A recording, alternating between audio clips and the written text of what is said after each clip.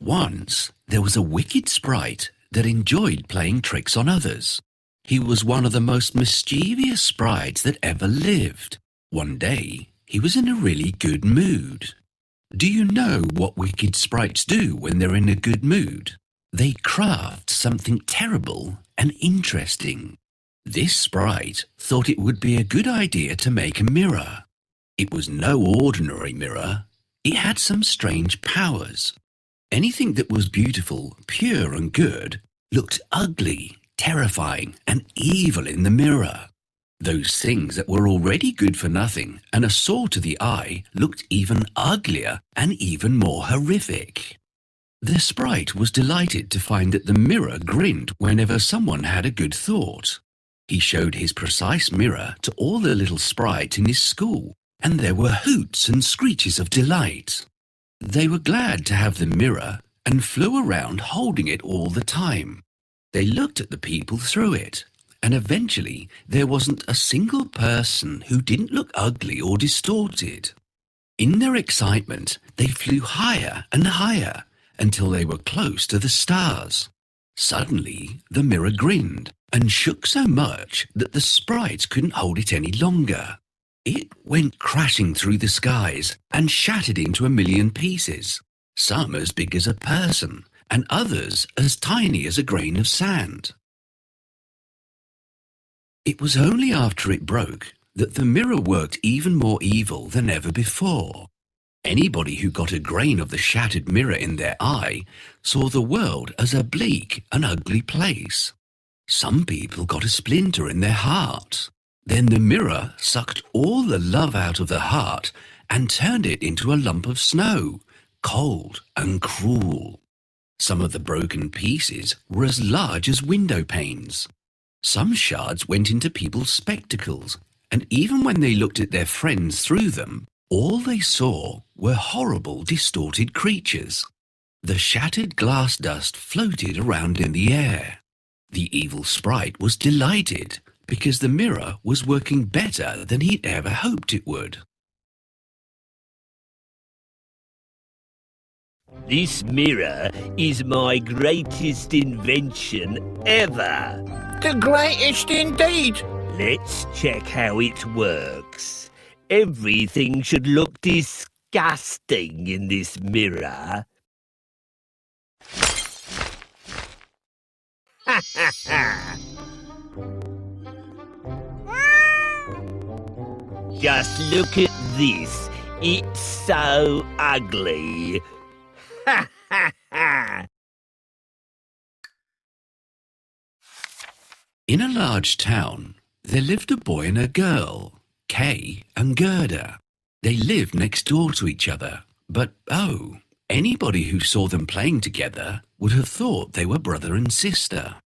The town was so crammed with houses that the people had no place for gardens. They were content with a couple of flower pots.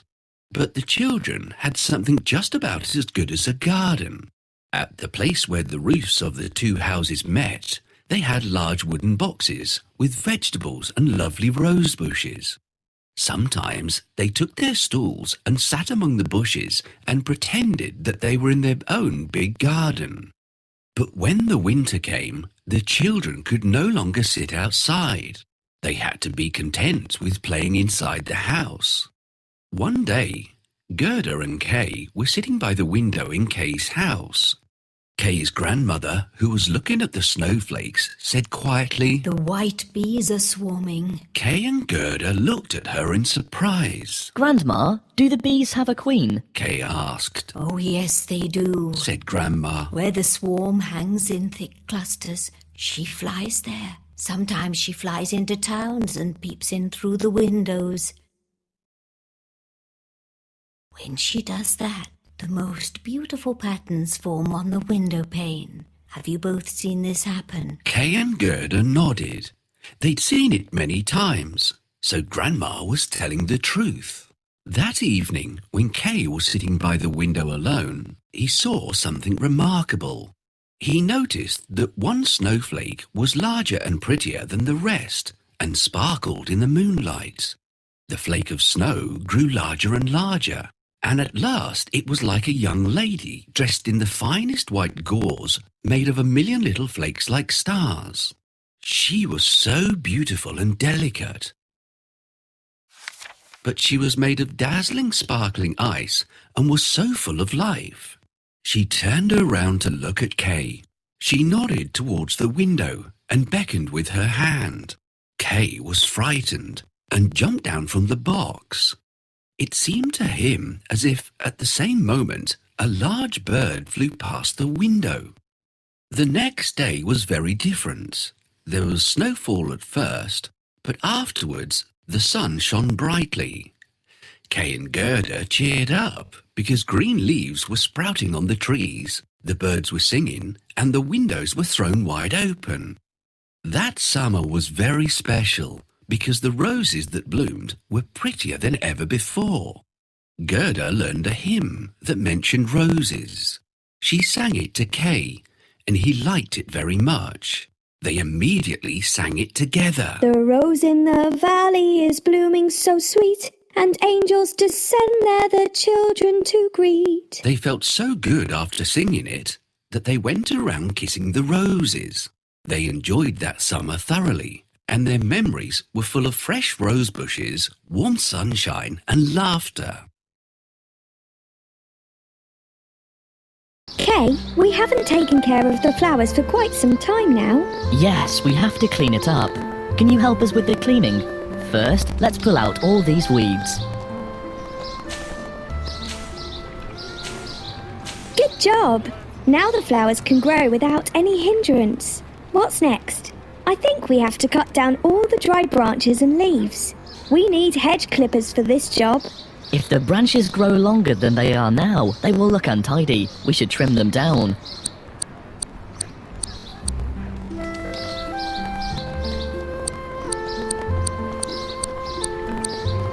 Excellent! Now we need to water the flowers. We need a watering can.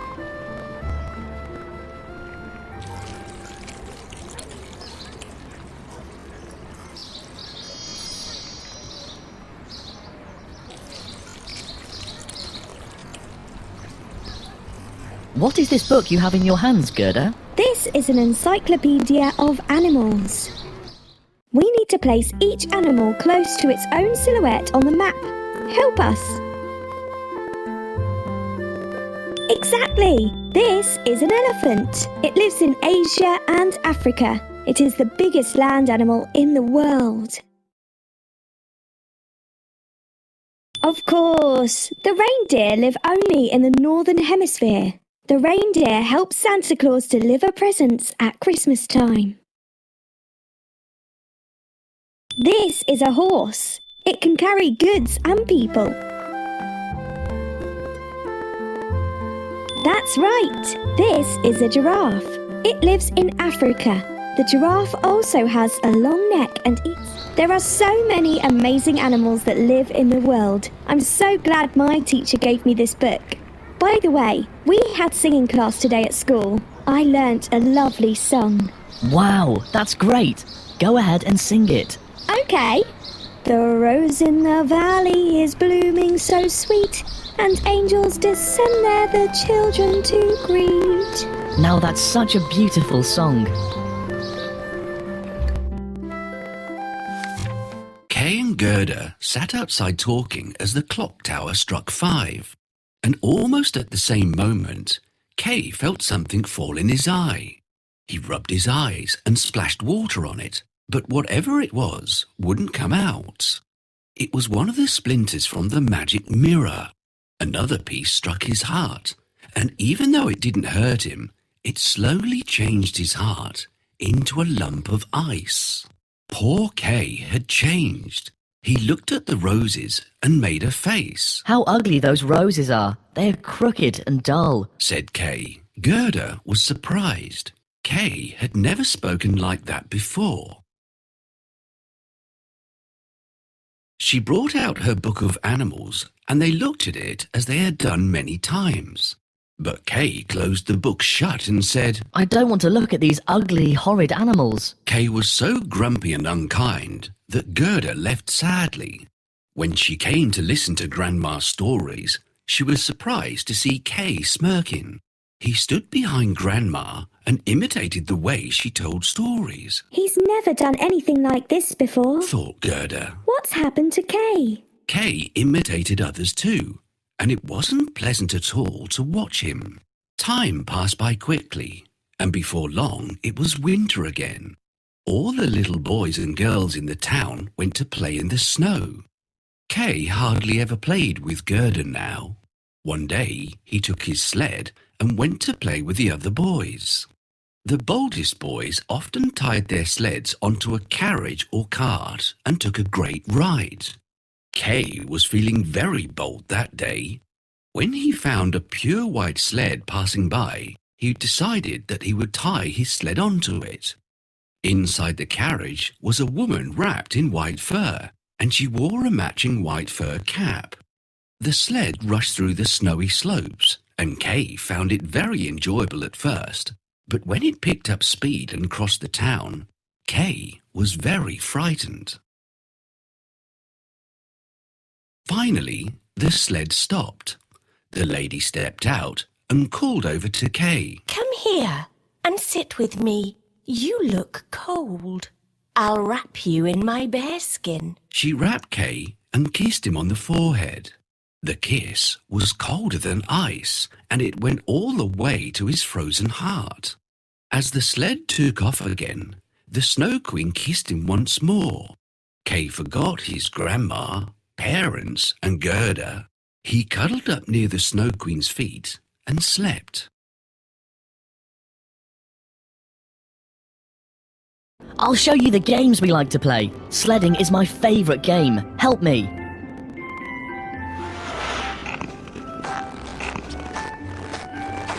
Good job. Let's do this one more time. That's enough. I'm bored of sledding. Let's make a snowman.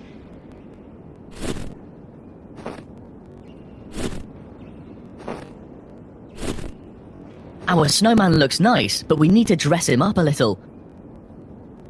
Yes, this is exactly what I want. Wow, I can see a beautiful sled down there. I'd like to sled on it. We have to tie my sled to it. I do this often with my friends. Can you help me get there? Help me get to that beautiful sled.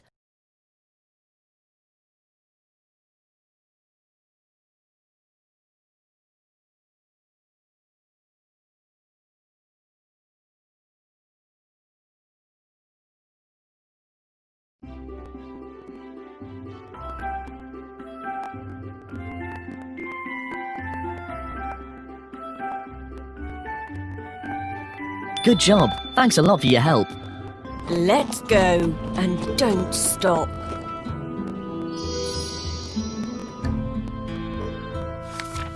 Did you ever wonder what happened to Gerda after Kay went missing? Gerda waited and waited by the gate, but Kay did not come back. In the evening, she went to see the boys playing on their sleds. Did you see Kay? She asked. Oh yes, he tied his sled onto a big white sled and left the town, said one of the boys. Gerda was very sad. She waited and waited for Kay right through until spring. I wonder where Kay is.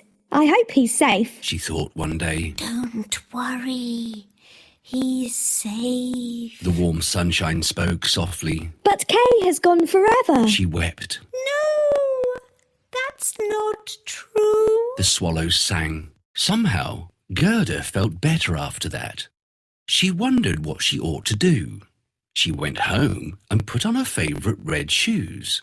She went to the river and spoke sadly to it. River, did you take my beloved Kay with you? Please take these shoes and give him back, she pleaded. She threw the shoes, but they were washed back onto the riverbank. I think I'll throw them farther, thought Gerda.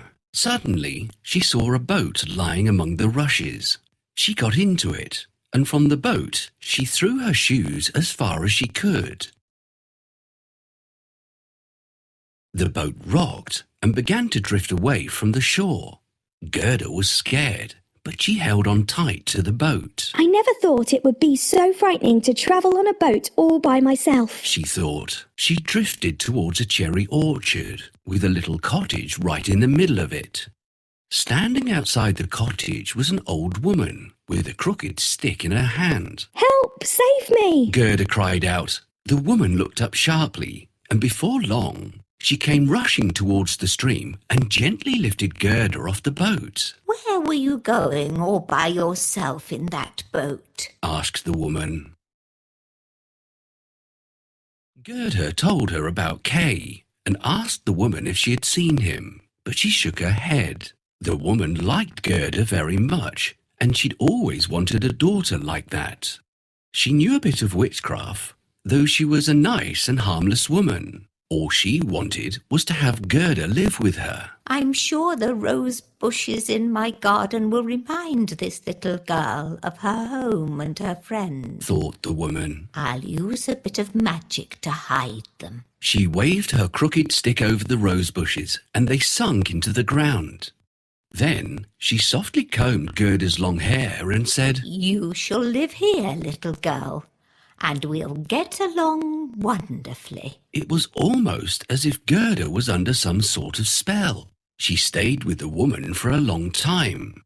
They lived very happily, but one day she noticed a rose in the woman's bonnet.